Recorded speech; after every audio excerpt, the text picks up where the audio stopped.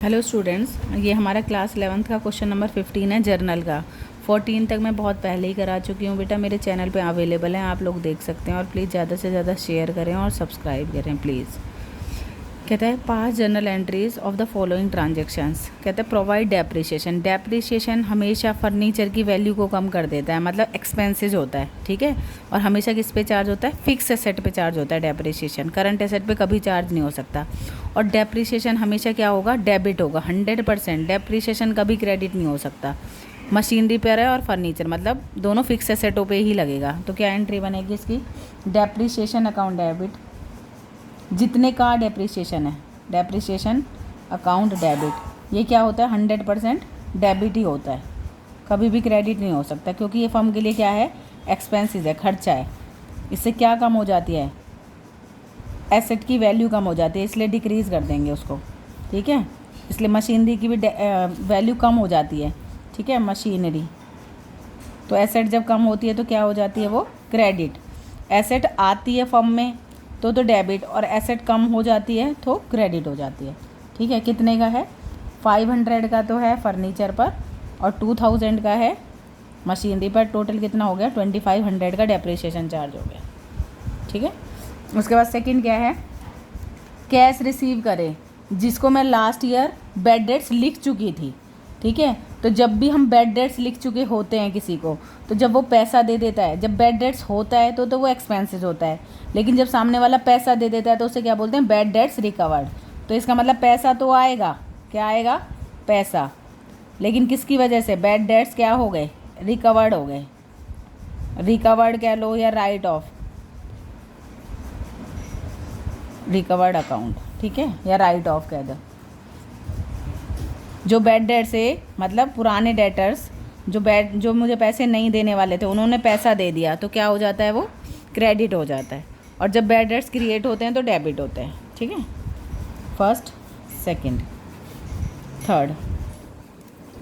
Ajay Singh bankrupt हो गया, उसने देने थे। और टू अस का मतलब है उसने 2500 रुपये हमें देने थे, लेकिन अब उसकी तरफ से कुछ नहीं मिलेगा। देखो यहाँ पर तो मैं बैड डेट्स लिख चुकी थी तो उसने पैसे दिए तो आ गए, लेकिन अब अजय सिंह हमें कुछ नहीं देगा। इसका मतलब ये सारा पैसा डूब जाएगा। तो क्या बन गया? अजय सिंह हमारा बैड डेट्स बन गया। कैसा डेटर बन गया? जो बैड डेट्स है, अब पैसा नहीं देगा। और जब भी बैड डेट्स होते हैं, बैड डेट्स रिकवर्ड तो इनकम होती है, इसलिए क्रेडिट हो जाती है।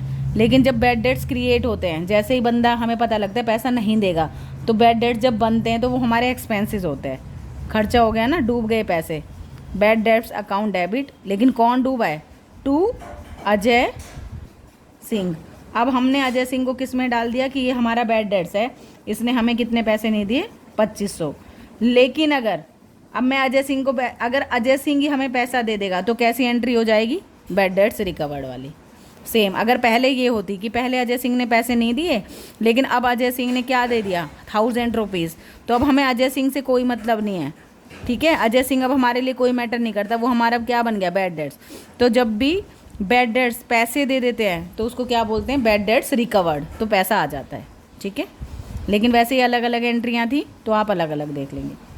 फोर्थ, वेजेस पेड की है और सैलरी आउटस्टैंडिंग है, दोनों आउटस्टैंडिंग है। और आउटस्टैंडिंग हमेशा लाइबिलिटी होती है। क्या होती है? लाइबिलिटी। और लाइबिलिटी हमेशा क्या होती है? क्रेडिट। तो इनकी एंट्री क्या बनेगी? वेजेस की, wages account debit to outstanding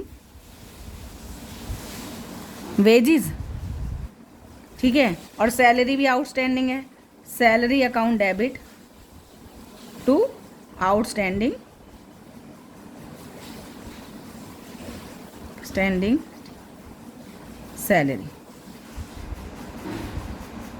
क्योंकि लाइबिलिटी जनरेट हुई है। वेजेस हमें देने हैं और सैलरी हमें देनी है, तो सैलरी टू आउटस्टैंडिंग सैलरी मतलब देनी बाकी है, वेजेस देने बाकी हैं। अभी दिया नहीं है ना, अगर दे दिया होता तो क्या आ जाता? Wages to cash.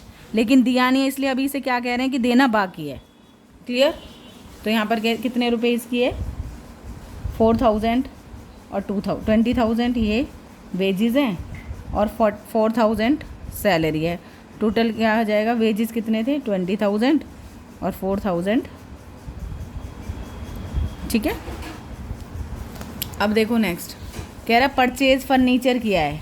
For proprietor मतलब ओनर ने अपने लिए, चाहे ओनर कुछ भी खरीदे, कुछ भी, स्कूटर, कार, साइकिल, मोटरसाइकिल, तो हमारे लिए वो ड्राइंग होती है। और हमारे पास से क्या गया? पैसा, लेकिन चेक से, तो ड्राइंग टू बैंक, क्योंकि पैसा गया चेक से। और क्या चाहे वो अपने लिए कुछ भी खरीदे, घर खरीदे, कार खरीदे, कुछ भी, तो वो हमारे लिए ड्राइंग होती है, हमें कोई मतलब नहीं होता उससे। ठीक है, तो फिफ्थ का क्या आ जाएगा?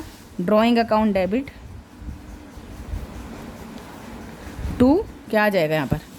अगर कैश दिया होता तो कैश, लेकिन कैश नहीं दिया पे, क्योंकि चेक से पेमेंट की है, इसलिए क्या आ जाएगा? Bank account. कितना? 6000। ठीक है, उसके बाद नेक्स्ट है इंटरेस्ट ऑन कैपिटल है 2 लाख पे 9%, और इंटरेस्ट ड्राइंग का तो कैलकुलेट करके दे रखा है और इस पे कैलकुलेट करना है। तो 2 लाख का 9% कितना हो जाएगा? 18,000। और जब भी कैपिटल हमेशा क्या होती है? क्रेडिट होती है। कैपिटल हमेशा क्या होती है? क्रेडिट हमेशा, तो उसका इंटरेस्ट अपोजिट साइड होगा, डेबिट हो जाएगा। आपको पता ही है कैपिटल अगर हमेशा क्रेडिट होती है, क्या होती है? कैपिटल ऑलवेज क्रेडिट, उसका इंटरेस्ट क्या हो जाएगा? Debit. Interest on capital account debit कितना हो जाएगा? ये 2 लाख का 9%, तो 18,000। ठीक है, 18 ही आएगा। हाँ जी।